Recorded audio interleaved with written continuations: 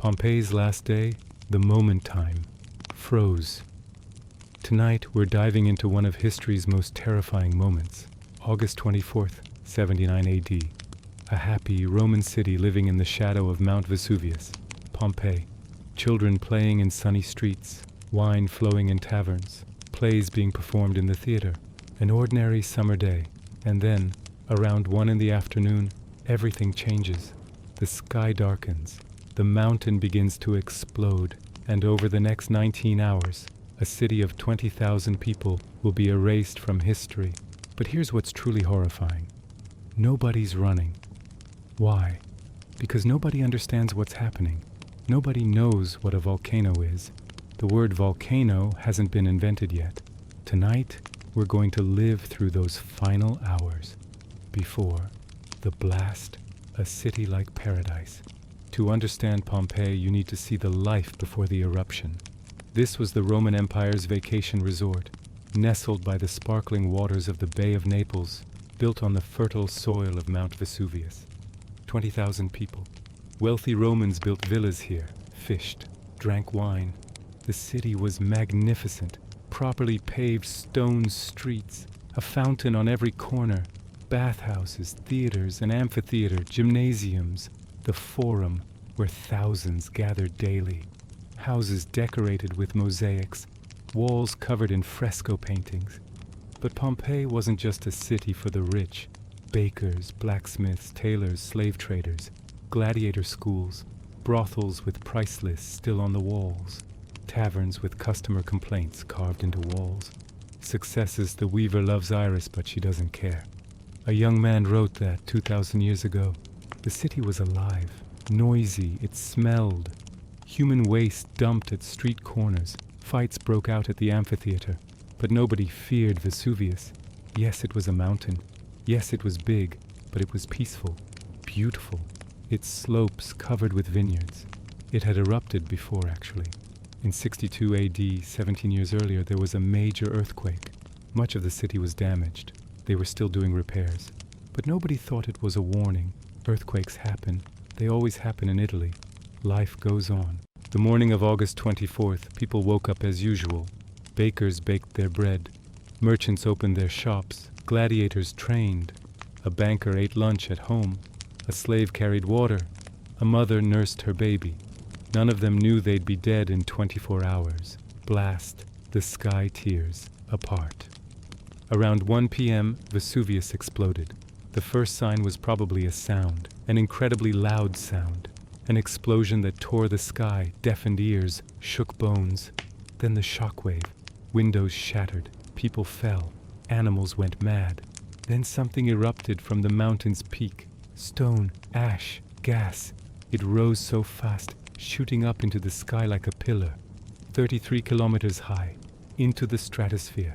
People had never seen anything like it. They had no words to describe it. Across the bay in Misenum, 30 kilometers away, young Pliny was watching with his uncle. Pliny the Elder, commander of the Roman fleet and natural scientist. He was a curious man. He needed to see this phenomenon. In Pompeii, panic began.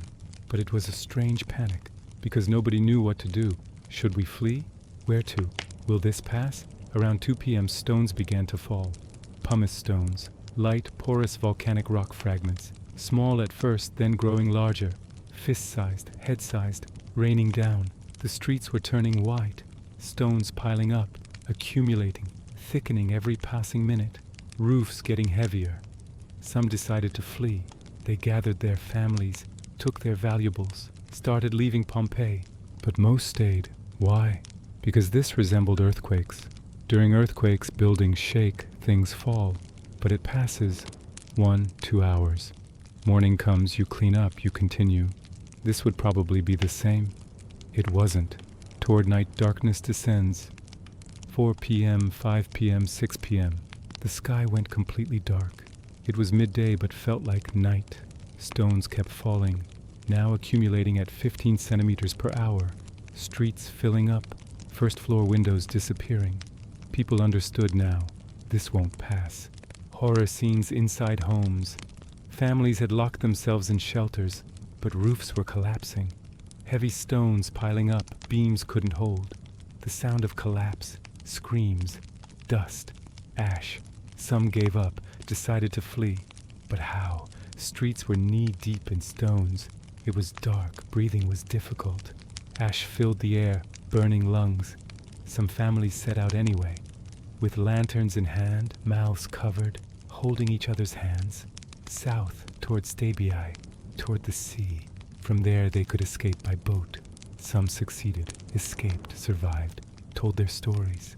But over 2,000 people stayed in Pompeii. They were too old, too sick, couldn't leave their wealth, sheltered in the wrong place, or just had bad luck. Throughout the night, stones continued to fall, now accumulated 3 meters deep. Pompeii was being buried, becoming a living tomb, but the real horror hadn't come yet. Morning, pyroclastic surge. The next morning, August 25th, around 6:30 a.m., 19 hours later, Vesuvius's eruption column collapsed. This is called a pyroclastic surge, the volcano's death breath, a mass of gas, ash, and stone at 501,000 degrees Celsius, descending at 700 kilometers per hour, killing everything, burning everything, burying everything. The first surge reached Herculaneum, another town north of Pompeii, closer to the mountain. 300 people died in seconds, those waiting on the beach, trying to board boats.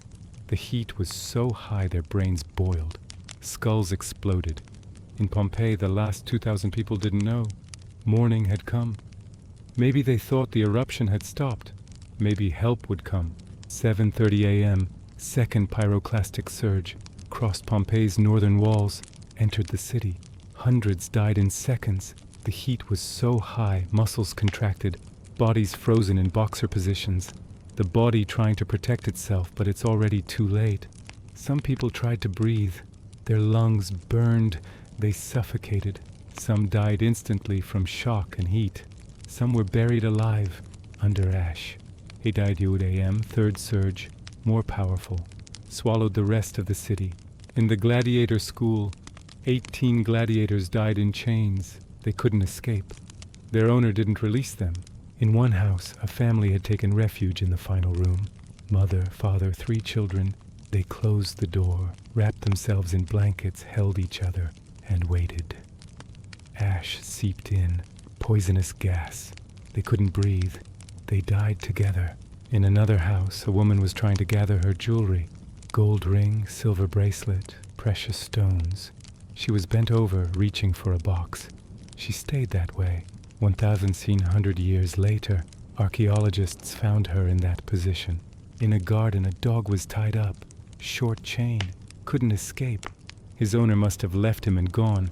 The dog was circling desperately around the chain, trying to climb up as the ash rose. But the chain was short. He died. The aftermath. Silence. By noon it was over.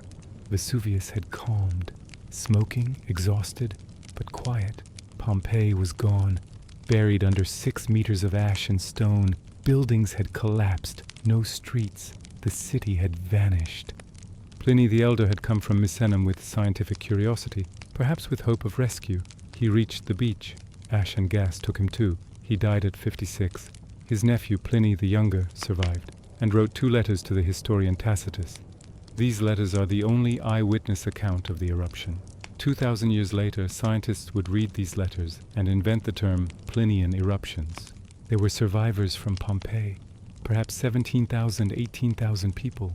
They went to Stabii, Nuceria, Nola, rebuilt their lives, but they never returned to their city. They couldn't. Pompeii had been erased from the map. Rome didn't rebuild the city. The ash was 6 meters deep. Too much. Too expensive. Easier to found a new city. Naples grew. Salerno developed, but Pompeii was forgotten. Years passed. Decades, centuries. Bushes grew. Trees took root. People farmed in that area, grew grapes, not knowing that 6 meters under their feet lay a dead city. The name was forgotten. Stories turned to legend. 1,700 years passed. Discovery. Time capsule. Italian architect Domenico Fontana was digging a canal. His shovel hit a wall, frescoed wall. Strange. He kept digging, found rooms, found buildings, found a city. It was incredible. Pompeii was still there, frozen in time, not just bones, everything. Houses, streets, shops, artwork, graffiti, food, bread, wine, tools, furniture. In the 19th century, archaeologist Giuseppe Fiorelli revolutionized everything. He found voids in the ash, human-shaped voids. He understood. Bodies had decomposed, bones scattered, but the ash preserved the mold it formed. He poured plaster into those voids and brought the people back. When the first cast was made, the excavation team cried, because this wasn't just a skeleton. This was a person, facial expression, posture, position in their final moment, fear, pain, despair. 2,000 years later, Pompeii's last day came alive again. The people, each with a story. Archaeologists found over 1,000 bodies. Some became plaster casts, each one a story. The garden fugitives, 13 people sheltered in a garden, families, a woman clutching her child, trying to protect, failing, both dying, together. 2,000 years later, motherhood is still the same. The gladiators, 18 men in chains, young, strong men, warriors, but chained. The owner took the key and left. One wore a valuable helmet. Perhaps he was a star gladiator. He had money. He didn't have freedom. 2 sisters, side by side, hand in hand, died together. Wearing rings, earrings, young women, their lives ahead of them. The dog. The owner left a metal plate engraved on the dog's collar. I am the dog of Vesuvius. How ironic. The banker, found in his large house next to his safe. Gold coins scattered. He was trying to take his money. Couldn't. Money couldn't save him. Pregnant woman, in her 20s. Her belly was rounded in the plaster. Baby was near. Birth was near. Both dead. Each cast a tragedy. Each position a life. Fear, love, hope, desperation. 2,000 years have passed, but you can feel it. Daily life, the moment. Time froze. Pompeii's miracle is this. It preserved not just people, but everything. Everything about ordinary moments. Bread was found in the oven. 2,000 years old. Still round, divided into sections. In taverns, large containers on the counter. Inside dried beans, lentils, olives, ancient fast food. Graffiti on walls. Thousands. Love declarations. Vibius restitutus slept here alone and missed Urbana. Complaints. Gaius, I hope you go blind. Advertisements scattered everywhere. In houses, dining tables. Carbonized food on them. Figs, bread, fish, wine jars. On walls, April 16th, I made bread. An ordinary note, but since the house collapsed on August 24th, only 4 months had passed. On another wall, in August of the year 79, Gavius began learning to read and write. Who knows if Gavius completed this education? Every detail shows a living city, not just monuments, temples, people, ordinary people, like you, like me. People who dreamed, loved, fought, laughed, cried, and then it all stopped. August 24th, 1 p.m., time froze. Why didn't they run? Why did 2,000 people stay? Archaeologists and historians have developed theories, experienced bias. After the 62 earthquake, the city was repaired. Life continued. Maybe this would be the same. No knowledge of volcanology. The word volcano was invented after the Vesuvius eruption. Pompeians didn't know such a disaster was possible. Relocation was difficult. Where would you go? How would you transport your family, your wealth? Everything was complicated. Slavery, 40% of the population were slaves. When owners didn't leave, they couldn't either. Family, you have an elderly mother, sick father. You can't leave them. You stay, you die. Wealth, the rich couldn't abandon all their property. Let's wait a bit, they said. They waited too long. Simple bad luck. Some decided to flee, but too late. The road was blocked. It was dark. They didn't make it. Maybe the truth is simply this. We make decisions with incomplete information. We hope for the best. Sometimes we're lucky. Sometimes we're not. The people of Pompeii weren't stupid. They weren't cowards.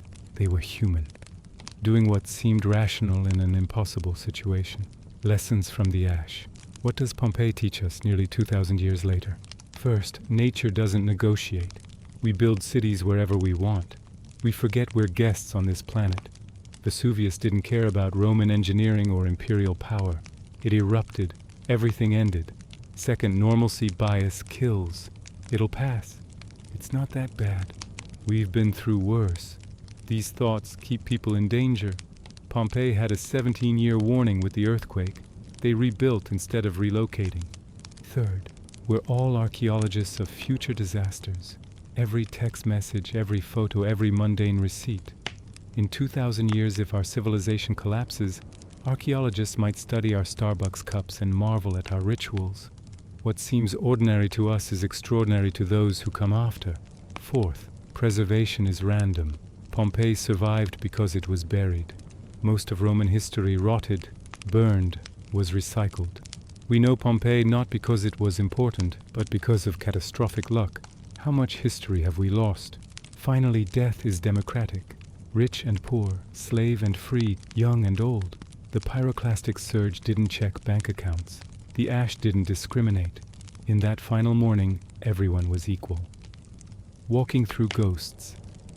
Today, if you visit Pompeii, you can walk those streets. You can see the ruts worn in stone by chariot wheels. You can read 2,000-year-old graffiti complaining about noisy neighbors. You can stand in someone's bedroom and see their furniture, their art, their life. And you can see the casts, the people, frozen in their final moments. There's a famous one, a family huddled together, parents protecting children, the father's arm around everyone. You can see the folds in their clothing, the terror in their postures. Tourists take photos. Some smile next to the casts. It's surreal. These aren't statues. These are real people who really died horribly. But they died so long ago that they've become entertainment. But sometimes, if you stand there quietly, you can almost hear it. The screaming, the rumbling, the sound of a world ending. And then you leave, walk back to the entrance, buy a bottle of water, check your phone, return to your life. The dead stay frozen. The mountain still watches. Here's something that keeps me awake. Vesuvius is still there, still active, and 3 million people now live in its shadow. Naples, one of Europe's largest cities, sits in the danger zone. Scientists monitor it constantly. They have evacuation plans. They say they'll get 72 hours warning before an eruption. They'll evacuate everyone. I hope they're right. But I think about Pompeii, about the people who stayed because it seemed safe, about the ones who waited just a bit too long, about the difference between knowing intellectually that something is dangerous and truly believing you're in danger. History doesn't repeat, but it rhymes. And Vesuvius isn't done. Geologically, it's just taking a nap. Could be tomorrow, could be in 500 years, but it's coming. When it does, will we be smarter than the Pompeians? Will we run early enough? Or will we, like them, trust normalcy, trust luck, trust that surely the worst won't happen to us? The fire that never stops. In the end, Pompeii's real legacy isn't the ruins. It's the mirror it holds up to us.